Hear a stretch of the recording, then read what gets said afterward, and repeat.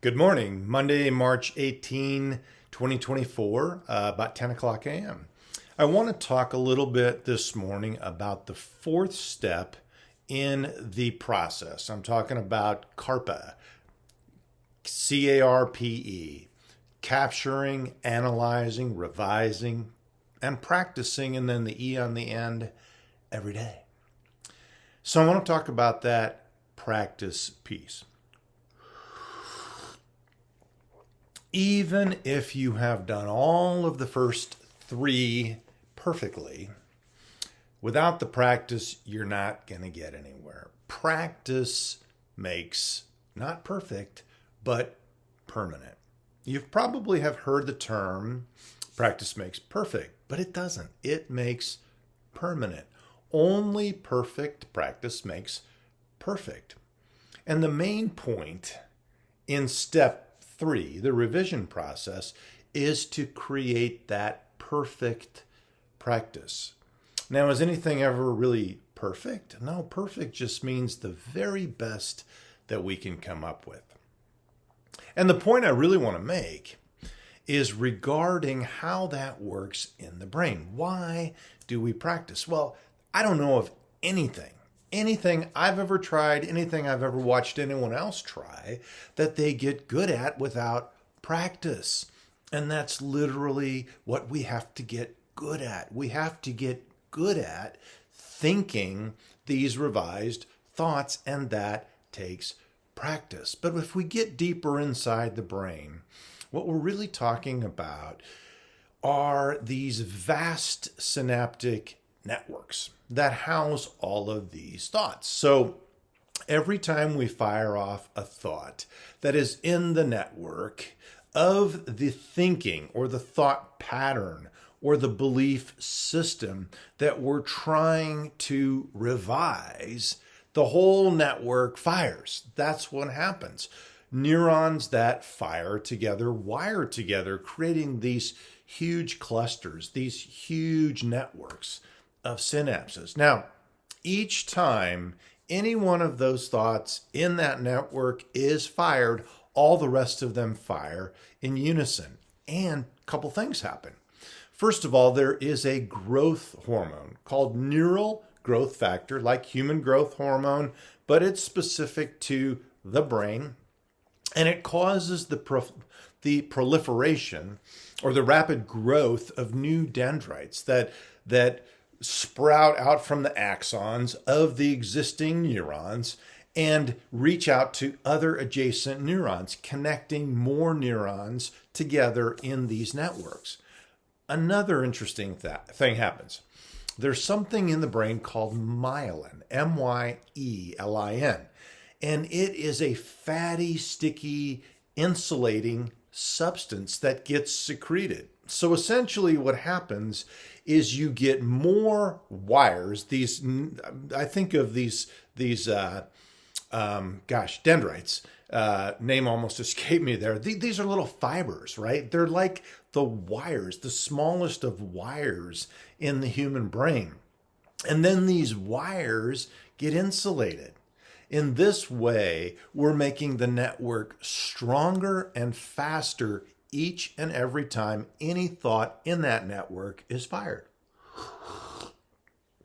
And ultimately, then, this thought process or this mindset or this belief becomes a path of least resistance. And that means that electricity, and that's how everything is communicated in the brain, in the entire body, honestly, the entire nervous system, it's all electricity. So these pathways then become the paths of least resistance, just like an electrical circuit. The bigger the wire, the more the insulation, the lower the resistance. And that's where electricity flows. Now, actually, this is a really genius and elegant design. And it functions very, very well to keep us safe. And that's what the brain does really, really well. It keeps us safe. This process ensures that anytime we're in a situation that involves firing any of the thoughts or cognitions in this network will fire first. And this strategy helps to make sure that we live to see another day. And it also explains why it takes so much repetition and so much practice to change these thought patterns or these sets of ideas or beliefs or cognitions. Because not only do we need to build this new network in a very specific way, which comes from the analysis and revision steps, but we need to repeat it. We need to fire it over and over and over so it grows new dendrites and it gets new myelin to basically myelin to insulate and create a stronger and faster network. And we have to fire it over and over again until finally it gets to a certain size that it can actually compete with that old network. And since this new network is now mutually exclusive to the old network, that means the old network doesn't need to fire. And that's the whole point. We're creating a new network that is mutually exclusive for the express purpose of keeping that other network quiet, the old one. And if they're mutually exclusive, it does just that. That's the only way to keep the old one from firing, as the new one keeps firing off and growing. The only way we can get that preferred network bigger is to have it be this mutually exclusive idea and lots of practice. But again, not just any old practice, not just sunshine and rainbows and unicorns and happy thoughts, but these thoughts that we have created that represent the perfect practice that we did in step 3. Now, on average, it takes about 66 days to build this network enough to even gain a little bit of recognition, right? We're not done at 66 days, but it's going to take you 66 days on average if you do it every day just to get that network big enough and strong enough that you can even notice it when you need to notice it. Now, I tell all my clients, just focus in on 90 days or 100 days. Yeah, 66 might be the average, but we're going to blow right past that and get to 90 or 100. Now, once we get there, we're not done. That's simply the point at which this new network now is big enough to be accessed in those times when we really, really need it. At this point, we still have more practice to do, because at this point, the old network is going to begin to atrophy. It will literally shrink. It gets taken apart. And believe it or not, it gets used in the building of the new network, among other things. The brain is awesome at recycling and reusing and reassigning real estate. So that's exactly what we want to happen. The new network gets big enough. Now the old one is being borrowed from to do other things. It's sad, but a lot of people really don't understand this practice piece. It is so very important. Now, at this point, when we want to continue to fire and fire and fire this new network, that's what I refer to as kind of the retainer piece, right? When you think of Invisalign mouthpieces that take crooked teeth and make them straight, well, these thoughts are taking crooked thoughts and making them straight. These new thoughts are making them straight, if you will. And then we need the retainer to basically keep the right thinking in place. Now, I explain all of this very graphically in my Neurobiology of Change presentation. You can see exactly what's happening. And this is also the reason why I highly recommend that you want to have this practice piece, this vision credo on tape. Because first and foremost, This is the most powerful way to fire a lot of synapses in one stroke. You're forcing the brain to do a lot of things all at once, and you're using a very large part of the brain. The part of the brain that is dedicated to our language processing system and to creating language and to taking sounds and turning them into language, it's huge. It's the temporal lobe, one on each side of the brain.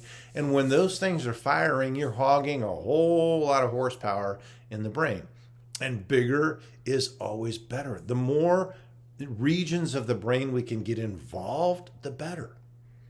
And secondly, it's just super convenient. So not only is this one massive practice stroke, but it's convenient. We can do it just about anywhere.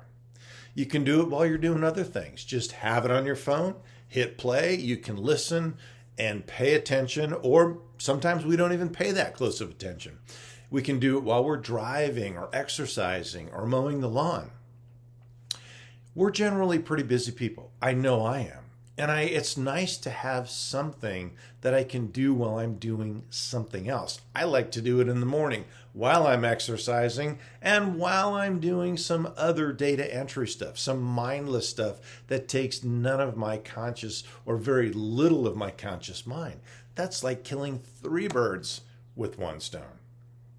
Now, as we've mentioned before, having this perfect practice tape in the sound of our voice is so very beneficial, because even if we are not paying full attention with our conscious mind, our subconscious mind is very busy indexing and cataloging and storing all the information.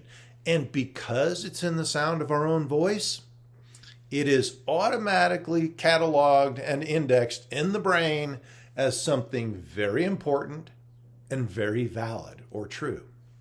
So even if we're a bit skeptical about this actually working, or say we're having trouble believing that these new cognitions are even true, we think maybe it's just a bunch of BS. Well, that's our conscious mind.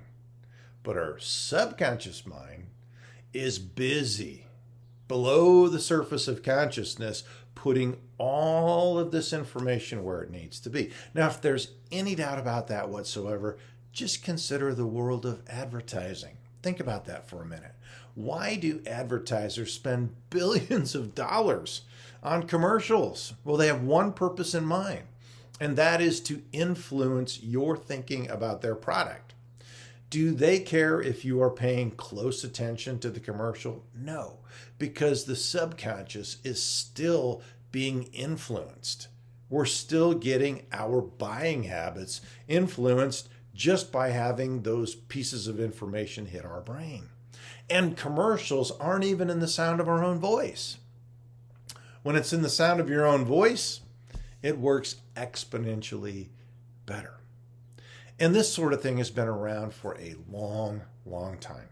Ever since the formation of organized religion, for example, there have been creeds. These organized pieces of information that are spoken out loud, usually by a group of people in unison. For what purpose? To hear the sound of your own voice as well as the sound of many voices around you, to influence the brain both consciously and subconsciously. So this is the practice piece, and it needs to be performed every day. Carpa, C-A-R-P, practice, E, every day. For how long? I say forever.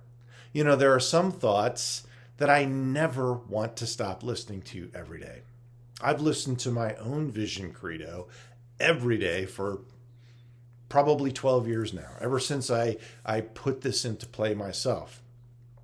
And there are thoughts and ideas that I've repeated every day for 12 years. Now, am I going to stop doing that? No, because I see that as my retainer. I want to keep my thoughts as straight as they are today, as well as keep straightening out new ones, little wrinkled ones or bent ones or crooked ones that I find all the time. I keep running across crooked little thoughts as I go. But the main ones, the big ones, the ones that I've uncovered so far, they are tucked away neatly in my vision credo, and they're listened to every single day to keep those thoughts in place. They are my retainer. So that, in a nutshell, is step 4, the practice piece.